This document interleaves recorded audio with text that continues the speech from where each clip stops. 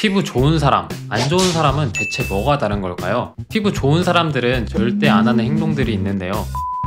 피부할 때 입니다. 피부가 좋았던 분들도 무심코 매일 하는 행동 때문에 갑자기 여드름이 확 번지죠. 피부 관리를 하려면 해야 하는 것들이 100가지는 넘는 것 같은데 솔직히 귀찮잖아요. 그런데 놀랍게도 새로운 걸 할 필요 없이 우리가 무심코 매일 하는 몇 가지 행동만 안 해도 피부가 확 좋아질 수 있습니다. 새로운 걸 하는 것보다 이미 하고 있는 걸 안 하는 게 훨씬 쉽고 노력도 안 들어갈 거예요. 이 영상에서 알려드릴 행동은 제가 직접 효과 본 것도 있고 피부 컨설팅을 하면서 효과를 직접 관찰한 것들도 들어가 있습니다. 그러니 피부가 망가지고 나서 후회하기 전에 이번 영상에서 제대로 알고 가세요.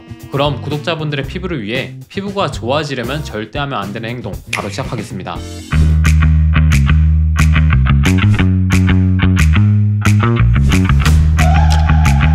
첫 번째, 뜨거운 물로 씻는 습관입니다. 결론부터 말씀드리면 물 온도가 뜨겁거나 차가우면 피부 장벽이 망가져요. 건강한 성인 50명을 대상으로 연구를 했었는데요. 모두 심각한 피부 질환 이력은 없는 상태였다고 합니다. 첫 번째 실험에서는 오른손을 뜨거운 물에 10분 담그고 왼손을 차가운 물에 10분 담가서 피부 변화를 관찰했어요. 두 번째 실험에서는 팔 안쪽에 각각 뜨거운 거, 차가운 거, 물체를 5분씩 접촉시키고 노출 전후의 피부 장벽 기능을 측정했습니다. 그 결과를 SPSS라는 프로그램을 이용해 통계 분석을 했죠. 첫 번째로 물 온도가 피부 장벽 기능에 상당히 중요한 영향을 준다는 점이 확인됐습니다. 차가운 물에 10분 동안 노출되었을 때 경표피 수분 손실이 25.75에서 34.96으로 증가했고 피부 표면 pH도 6.33에서 6.62로 상승했어요. 이는 알칼리화가 진행되어 피부 보호막이 약화된 것을 의미합니다. 뜨거운 물에 담근 경우에는 그 증가폭이 훨씬 더 컸는데 경표피 수분 손실이 무려 25.75에서 58.58로 2배 이상 올라갔고 홍반 지수 역시 249.45에서 286.34로 껑충 뛰면서 염증 반응이 유의미하게 증가했습니다.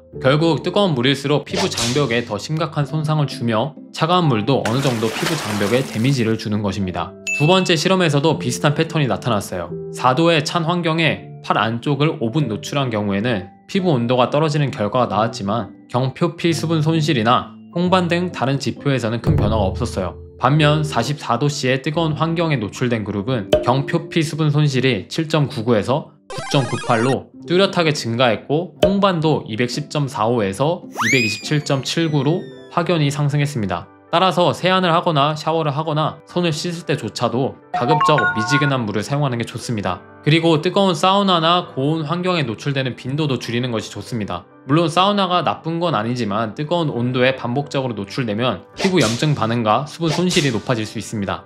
두 번째, 화장품을 너무 많이 바르는 겁니다. 요즘 광고를 보면 보습제, 에센스, 에멀전, 앰플 등등 이런 것들을 전부 다 발라야지만 촉촉한 피부를 유지할 수 있다고 말해요. 근데 사실 그게 정답이 아니에요. 오히려 화장품 여러 가지를 겹겹이 쓰면 성분이 누적되면서 알레르기 반응이 일어날 확률이 높습니다. 그리고 접촉성 피부염이 생길 가능성이 높아지고요. 보통 화장품 성분표를 보면 40가지가 넘는 성분이 들어있습니다. 만약 4-5개 제품을 동시에 바르면 200가지 이상의 성분이 피부에 노출되는 셈이죠. 이 중에 향료나 방부제 같은 성분들은 시간이 지날수록 피부 장벽을 자극합니다. 그래서 제품 개수를 줄이는 게 좋아요. 그리고 정말 내 피부에 필요한 성분만 들어있는 화장품을 선택하는 게 중요합니다.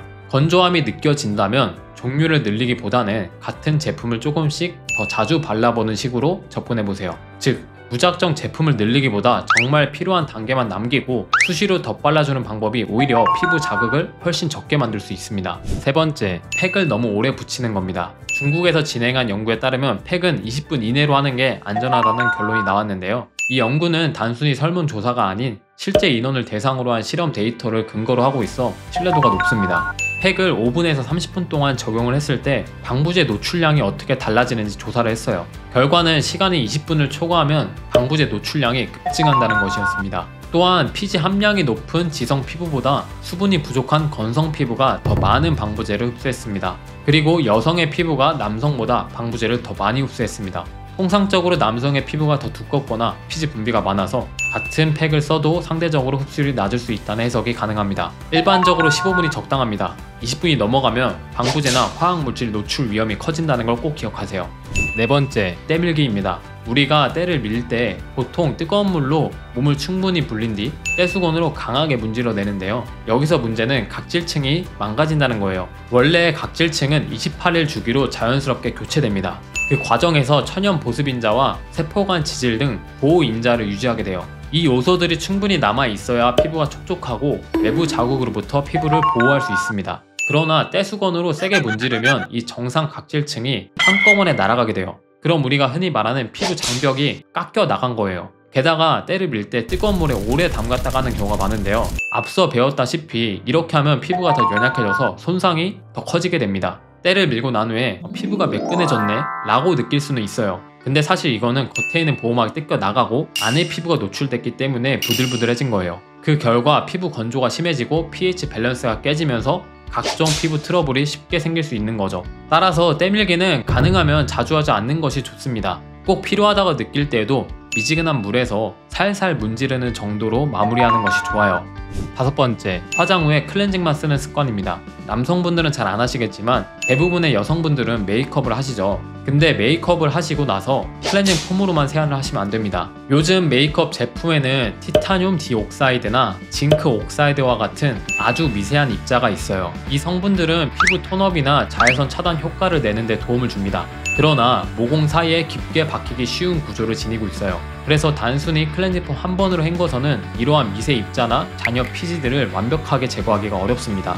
이중 세안이 필요한 이유도 바로 여기에 있어요. 먼저 클렌징 오일 같은 걸로 얼굴을 부드럽게 롤링해주면 메이크업 속 기름 성분과 결합해 노폐물을 녹여낼 수 있습니다. 이 과정에서 생긴 유화 과정이 미세한 입자를 모공 밖으로 끌어냅니다.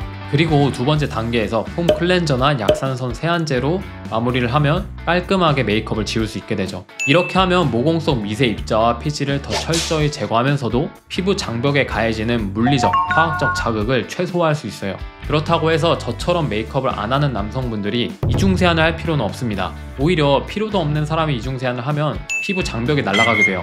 그리고 여드름 피부가 될 확률이 높아지게 되죠. 이중 세안에 대해서 자세한 내용이 궁금하신 분들은 고정 댓글에 영상 올려놓을 테니까 클릭하시고 보시면 됩니다. 오늘 영상에 나오는 행동들을 무심코 하고 계셨다면 꼭 내일부터라도 중단해 보시길 바래요. 그리고 예전에 저 같은 경우는 이러한 사소한 행동들이 도움이 될까? 라고 의심을 했던 적이 있었어요. 그러나 제가 직접 여드름을 극복해 보니까 이러한 사소한 행동들이 모이고 쌓여서 깨끗한 피부가 되는 거더라고요. 제가 어떻게 여드름 피부를 극복했는지 4단계 전체 과정은 유튜브 고정 댓글에 달아놓을게요.